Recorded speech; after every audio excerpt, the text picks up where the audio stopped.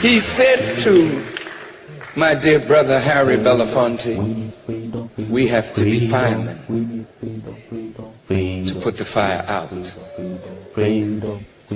I said, no, we must let the fire burn. When John baptized Jesus, he said, I baptize you with water, but there's one coming after me that will baptize you with fire. Why fire?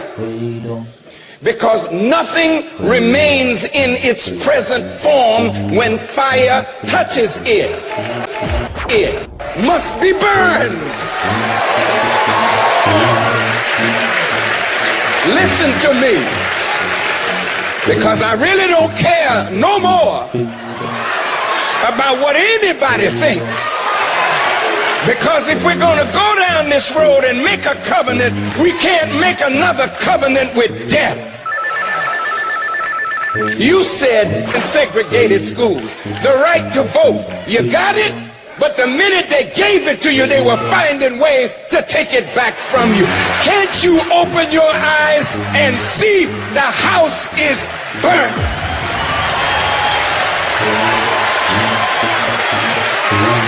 We are dying every day, and we're in a hell of a condition because we've made a covenant with a government that is death itself, with a people that have lied to us, deceived us, and murdered us, and rubs us good on one side and kicks us in the behind on the other. You are a deceived people. If you don't have the testicular fortitude to say what needs to be said, then sit down and stop trying to say you speak for our people and the hurt of the poor. Now I close. Excuse me. Dropping hammocks, getting excited.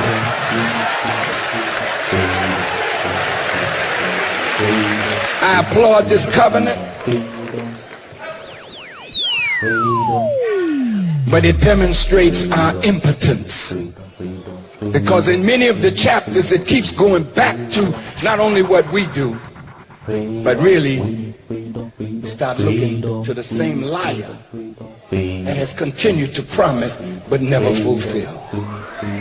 And that's why God said, if my people,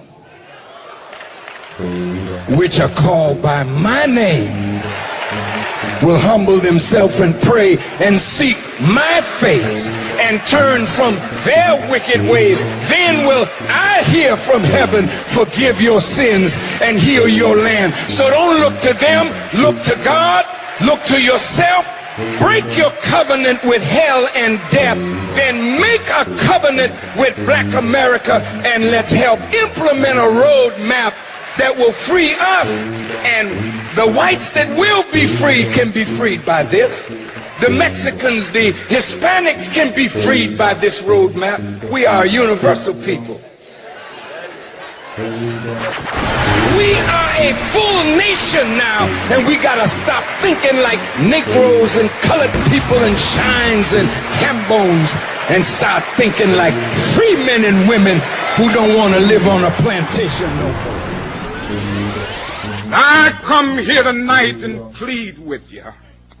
Believe in yourself and believe that you're somebody. As I said to the group last night, nobody else can do this for us. No document can do this for us.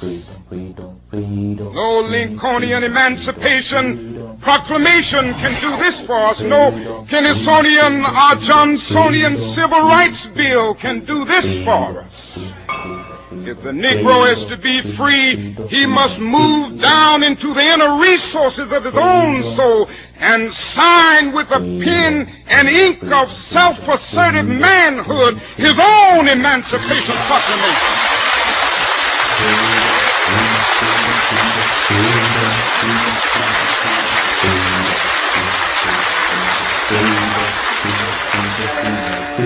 Don't let anybody Take your manhood. Be proud of our heritage. As somebody said earlier tonight, we don't have anything to be ashamed of. Somebody told a lie one day. They couched it in language. They made everything black, ugly, and evil. Look in your dictionary and see the synonyms of the word black. It's always something degrading and low and sinister. Look at the word white. It's always something pure, high, and clean.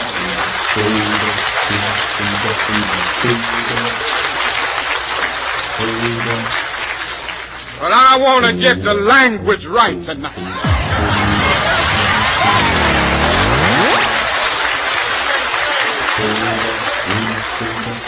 Freedom, we need freedom, freedom, freedom, we need freedom, freedom.